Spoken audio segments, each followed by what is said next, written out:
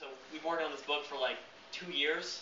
It was one of the first projects that I started when I started the company.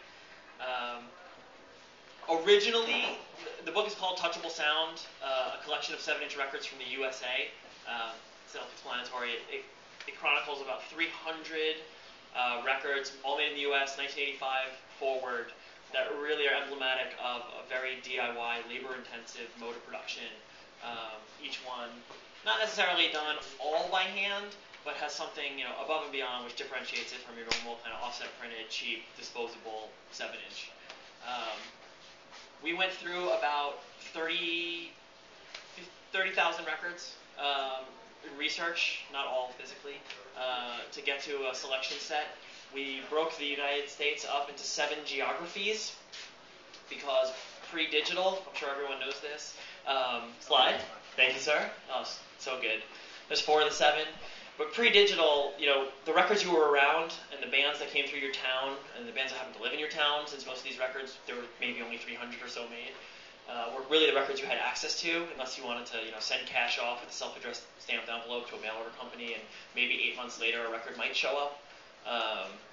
So pre-digital, that was a pretty big deal. So we thought, well, if we break the world into the U.S. into geographies, will we start to see some sort of aesthetic arc?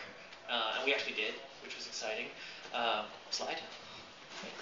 It's really fun. Yeah, it's fun telling the owner to do stuff for you. It's really nice. That's your section here, the South. See it? And so all the states shaded are states that are representative of where labels lived that released records that are in the book. Everything's organized by label. We thought the role of the label was really important, and if it was a self-released record, it was just wherever that band was from. So in this process, there was no way that myself or my fellow 2 editors could have known remotely near anything. Not as arrogant to think that. And so I thought to myself, well, who knows more about records and is nerdier about records than I am? And I was like, Henry, obviously. Oh, I'm sorry. Exactly. And Henry, has moved around geographically as well, as we've talked about the past couple of days, actually, which probably informed a lot of your the records you had and your approach to it. But I wanted to reach out to Henry. We asked him to write the introduction to the book, which is absolutely tremendous. One of your finer moments with the word? I use spell check a lot. And Henry, having done Chunklet, done a record label, been involved for such a long period, and in kind of the same time period that this book encompasses, he kind of knows everybody. So Henry was kind enough to open up his network to us of all his fellow record collectors and friends who are into this, and I just started getting packages in the mail of, hey, if you're doing a book about this, you need to include this record, and I couldn't believe it because I would never send my records to somebody I didn't know ever. Well, I think a lot of it just had to do with people knowing. It's like, well, if it's a friend of Henry's, I'm sure they're going to take care of it, and ultimately, when you collect records, it's one of those things that very few people, other than fellow record nerds, are going to appreciate. So it's like, it can be in a book by all means here. It can be immortalized in print, other than, just in my collection. Did you put reverb on my voice? Keep it dry, bro. I don't know if you want to show the next slide. I think are those the slides. So we wanted to also make sure you're all aware of some of Henry's design highlights in his life. Yeah, and so these are 4 that I did when I lived in Athens during the 90s. The one on the left, the top and the bottom are both the Man or Astroman single that I did called UFOs and the Men Who Fly Them, which initially started as a goof. I said, God, wouldn't it be great to do a record that turns into a flying saucer? And long story short, we made a sleeve that turned into a flying saucer. And it was absolutely ridiculous. Like, nobody, I remember when we took it to the printer, nobody, they were like, what the hell is this thing? But it turned out really, really well. We sold a ton of them. The one on the bottom, which just looks like a gray block, is another band from Georgia called Servatron. And they're dressed as robots, kill humans, all this kind of crap. And the record is in a cardboard sleeve that actually has to be destroyed to get to the record. Like, in other words, you have to physically break it apart to get to the record. And inside, it's like bubble wrap and like postcards and all this other stuff that came out. And the one on the right is one of my like one of the true prides of my like time of putting out records. It's the first single by the Olivia Tremor Control, which was done. They recorded it at their house, and I write about it in the book. But the sleeves themselves were individually hand colored by the band. Keep in mind, this is before anybody gave two flips about anything from Athens during the 90s, and we all just sat around and smoked a lot of and rubber stamped and colored everything. We did it for like 2 months. So. And just as a quick aside, so for instances where there are multiple cover variations, we try to show that as often as possible in the book. So like where we show that Olivia Tremor Control record, there's multiple covers, so you can really see that these really were editioned one at a time. Each is kind of a one of one. Yeah, no, and that was kind of the goal, is to make something very, very special and very personal. Right. So. Now, how many of you in this room have ever made a record, like put one out, been a part of it? Nice. So we got 3. Okay, 3 is good. 4, Olivia. Part of the scene. Way to go. Well, anyone can tell you, it can be a lot of work, and it can be even more work if you have no money. And I would say that as we did the research, and Henry, I'll throw this out to you, is I'm going to play Charlie Rose, and he's going to be my interviewer. And I'm going to be Larry King. But please, if you have questions, just like stop us, jump in. Like, this should be participatory the same way making all these records was very participatory for all the people that were involved. But, as we've done these talks for around the country for some of these releases about this book, it's really been true that like it wasn't necessarily artistic vision that informed why these records look the way they do and why they were made the way they do. It was really a function of budget. I have no money. I can barely afford to record. Not really sure who's going to put this out, and if someone is putting it out, it's like my friend's label. They don't really have a lot of money. So it seems like economics was like a huge consideration factor in why these were hand done and why it maybe took 6 months to make 300 records. Well, but also I think a lot of it has to do with coming up with something that will appeal to the fetishist in the record collector's subconscious. It's like, it's like anybody can make a record, but making something that just radiates personality is something completely different.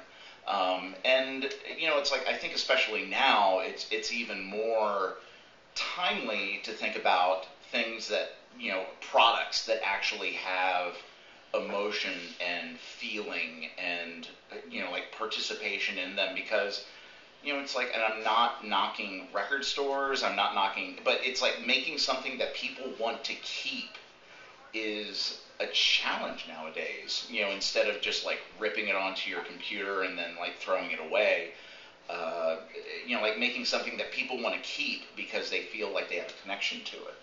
And that's all I've ever tried to do, and I think that's all this book is about, really, is making something that people want to keep and hold and love.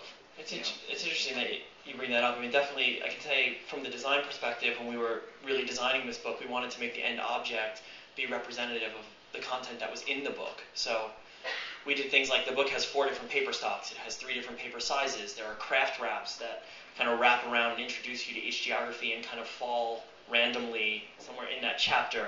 We wanted the book to feel very not ornate. We wanted it to be functional. Tactile, I think, is the word. That is the for word. The book. Yes. Yeah, you wanted it to feel like something personal. Right. And as somebody who's designed a fair share of books, it's a sight to behold. And I'm not saying that to try and push the book on anybody. I'm just saying it's a beautiful, beautiful book. I get 10%, right? Yeah, you do. Okay, cool. It's really, really nice. Thanks, Henry. Oh, I think we lost our visual. DVD went to sleep. So we're going to go through some slides and kind of banter back and forth about the records that are on there. Yeah, and I think we'll try and keep the pace moving here. Yeah. So it's like if we don't want to lose more. Oh, God damn it. There's half of our crowd. Shit. All right, so let's go through the next. So we'll start in the South, which is where we are now, and in this geography. And, there's a label here, Happy Birthday to Me. They do a box set for their singles club at the conclusion of that series. And why would we put this in the book? Well, every record up there, all 12, each one was hand done when it was made. Hand screened, hand stitched, cut, hand everything. Collaged, individual photographs glued, die cut. Rubber stamped. It's crazy. And then it comes in that box off the top, which was silk screened on the owner of the label's living room or kitchen table. Right. So. And so that was an exceptional example of a box set of something that generally you put a lot of effort for this one end product, but this was actually ongoing effort from the first 7-inch that was made all the way through. Okay, we finished all 12, and now we got to do something even more exceptional for the box set. And actually, box sets were something that were interesting in the South. There's really more from labels in this region than really any other region in aggregate. As we were doing the research, and as someone who put out records in this region, is there something there? I don't know. I mean, I think a lot of it just had to do with, speaking from experience, I just think living in the South has always been a challenge, like to get the rest of the country to take notice in a lot of ways. And I'm just speaking from my own experience. I'm not trying to say that it's across the board, but just trying to make something very, again, trying to appeal to people to actually want something. And I think the next example is at the Dice Slaughterhouse box. It's in 2, but can we go 2 slides? Thanks. Yeah, this I actually purchased at a competing store here in town at Walk Street, and it's when the Black Lips were a starting band here in town. I bought it. The box is spray painted, and the first 3 records by the label are in there. And as you can see, it's like the paint was wearing off where they duct taped the box closed, and everything that's in that box and everything that's used to package that box was found Office Supplies. Yeah, it's ridiculous. It's like an Office Max threw up into the box, and 3 records. So it was incredible, and $5. Right. So. And so that's another example. So in the first example of that Happy Birthday to Me box, you have amazing effort over a sustained amount of time packaged for sort of a climax. And in this example, you have just we have no money, we have 3 records, we want to do something special. What's around us? What can we repurpose? What can we reuse? And then if we go back 1 slide, you have just insane, one at a time, construction paper cut down, different colors, different patterns, different shapes, different sizes on every record. I bought 3 copies of this record, and each one's different. That one was actually bought at Wax and Facts. You can still see the Wax and Facts sticker on there. And that's actually a good point. That's something we tried to do in the book, which I hope if you get the book and you look through it, you appreciate. We really didn't dolly anything up. We photographed every record just as it was. Just as it was. If it had a sticker on it, it still has a sticker on it. If the corner was messed up, the corner is still messed up. If it was damaged, trying to get it out of a bag, or if it stayed damaged. We really wanted to capture these things as objects. And it also should be mentioned that the criteria for the book did not include sonics. So there's no consideration at all. Yeah, there's no goodness test on the plastic inside. Not like Henry's next book, which is totally a test. Yeah.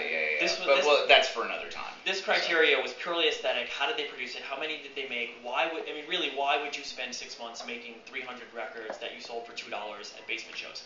And it just so happened that most of the music and the bands that are in the book fall in the DIY kind of underground hardcore scene. But it was not exclusive nor intended for it to be that way.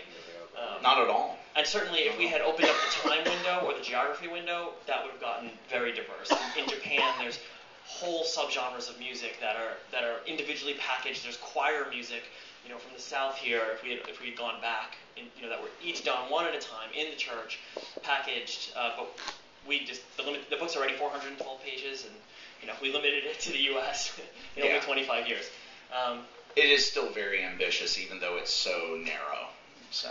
Okay, if we can go 2 slides, and we'll jump out of the South real quick.